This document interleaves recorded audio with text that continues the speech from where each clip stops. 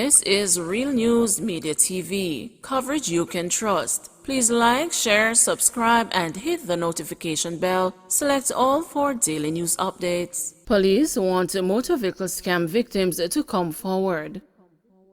The police are appealing to persons who were scammed by motor vehicle fraudsters to come forward.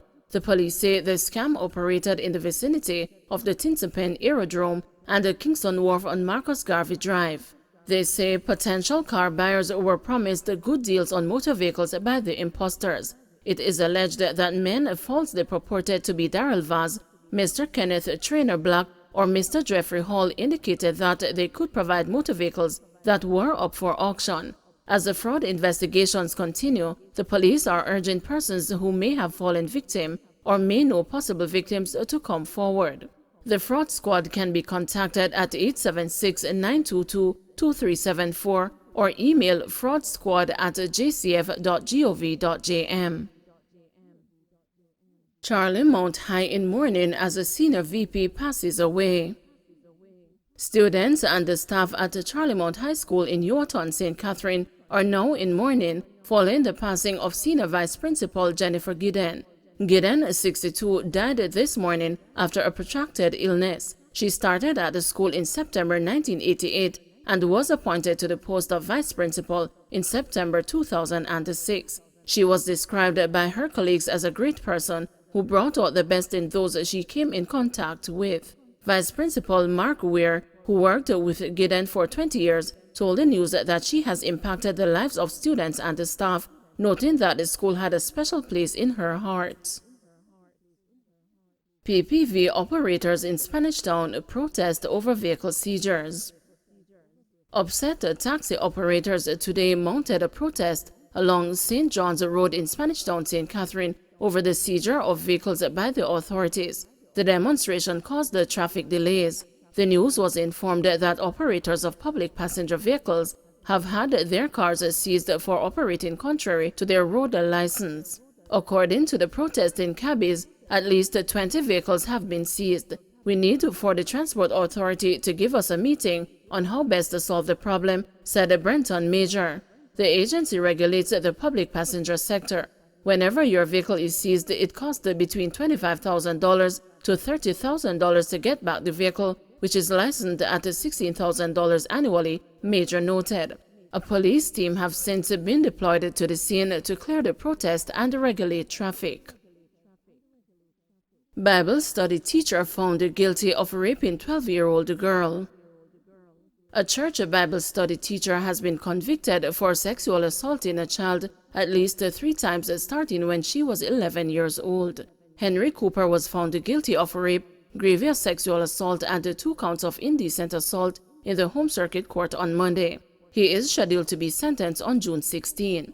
The worst of the 3 incidents occurred on March 9, 2018, when Cooper raped the then 12-year-old before instructing her to perform a sex act on him, according to evidence led during the trial by prosecutor Celine Ogilvie, an assistant director of public prosecutions. The child was among 5 witnesses who gave evidence during the trial.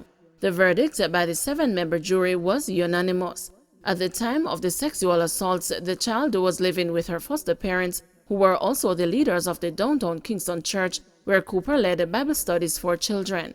Cooper regularly visited the child's foster father, who is also a pastor of the church, at the family's St. Andrew home to pray about the church affairs, the prosecutor told the court. The first incident occurred in 2017, while the child was 11 years old. Cooper went to the family's home while both parents were away and touched the child on her privates. The second incident occurred on March 6, 2018, while the then 12-year-old child was preparing for primary school exams and was attending an evening class at a blind tutor's house in the community. Cooper used his hand to touch the child on her privates there too.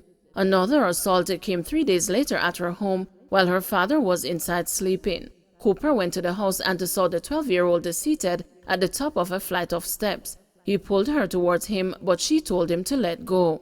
Instead, he dragged her down the steps to a private area, pulled down the lower part of her clothing, leaned her against a wall, and forcibly had sexual intercourse with the child. He also fondled her before instructing the child to perform a sex act on him. The child told her caregivers, who accompanied Cooper when he surrendered to the police on March 13, 2018. Manchester crash victim identified. The man who succumbed to his injuries following yesterday's three-vehicle crash along the Content Main Road in Manchester has been identified. He is Carlton Simpson, 49, who was of a porous address in the parish. It is reported that sometime after 6 p.m. on Tuesday, Simpson was traveling in a Honda Civic towards Williamsfield when he collided with a garbage truck and a Honda Step wagon traveling in the opposite direction. Firefighters were subsequently called to the scene to remove him from the mangled vehicle. Simpson, along with the driver of the Honda, were taken to the hospital where he was pronounced dead. Infants among hospitalized COVID-19 patients. 2 infants are among the 3 severely and critically ill people who have been hospitalized with COVID-19 as the number of children occupying bed space at health facilities across Jamaica climb. Dr. Nadine Williams, Director of Health Services, Planning and Integration in the Ministry of Health and Wellness, made the disclosure while speaking to journalists during this morning's virtual COVID conversations. Williams said that a 1-month-old neonate with significant comorbidities is the only critically ill person being treated at the hospital, while a 1-year-old is one of 2 people listed as severely ill. She said that infant has been diagnosed with severe heart disease. So it is important to note with respect to our severely ill, there has been a significant decrease in the numbers, but we do note that there is a mild uptick over the last 3 weeks, said Williams, who added that there has been a slight increase in hospitalizations, with 79 people taking up bed space. She said a breakdown of hospitalization shows that in the last 3 weeks, there has been a creep up in particular in a number of children who have been hospitalized with COVID-19. Between April 25 and May 15, 9 children have been hospitalized after contracting the virus. At the same time, Chief Medical Officer Dr. Jacqueline Besesa McKenzie said the Health Ministry is moving to procure approved COVID-19 vaccines for children between the ages of 5 and 11. Besesa McKenzie said the ministry is in dialogue with several countries to acquire the vaccines. Already, several schools have been forced to revert to online classes for some grades amid an outbreak among their populations. COVID-19 vaccines are available to students 12 years and older. We have good indications from the United Kingdom and from Spain that we could get 5 to 11 vaccines available. However, we don't have a specific time on when these would arrive in country, Besesa McKenzie said. As a result, she said that the Health Ministry is not yet in a position to update the country on when administration for that age group would begin. We are in discussions and in negotiations concerning getting these vaccines, she said. Only 25% of Jamaica's population is vaccinated. Jamaica experiencing 5th COVID-19 wave, Tufton confirms. Health Minister Dr. Christopher Tufton has confirmed that Jamaica is now experiencing a 5th wave of COVID-19. Jamaica has been seeing an increase in the positivity rate and the daily infections in recent weeks. Dr. Tufton told a media briefing on Wednesday morning that the 5th wave is likely due to the highly transmissible Omicron BA2 subvariant. He said the conclusion is based on a review of the epidemiological curves for confirmed COVID-19 cases and reproductive rates to identify the infection point for increased cases. This is based on a review of the epidemiological curves for confirmed COVID-19 cases and reproductive rates to identify the inflection point or increased cases. This inflection point for the 5th wave occurred around April 20th, 2022. The inflection point is not immediately apparent. Clearly, there is a lag effect. It takes about 2 weeks, given that the assessment involves the use of data of onset of cases. We need to allow time for presentation to the healthcare system after onset of symptoms, sampling, testing of samples, and of course, reporting.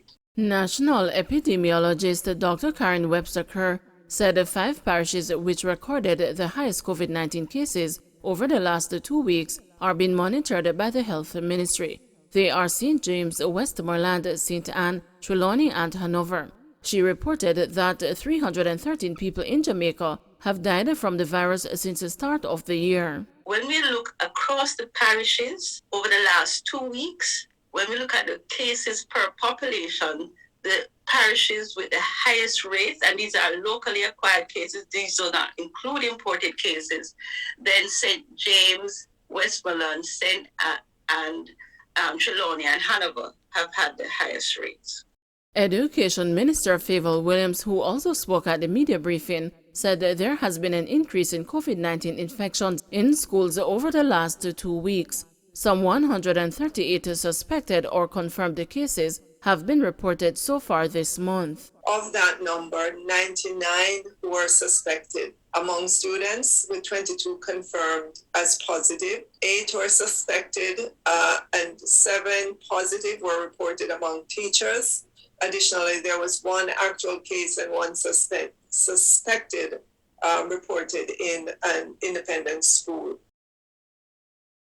Don't forget to like, share, subscribe, and hit the notification bell. Select all for daily news updates.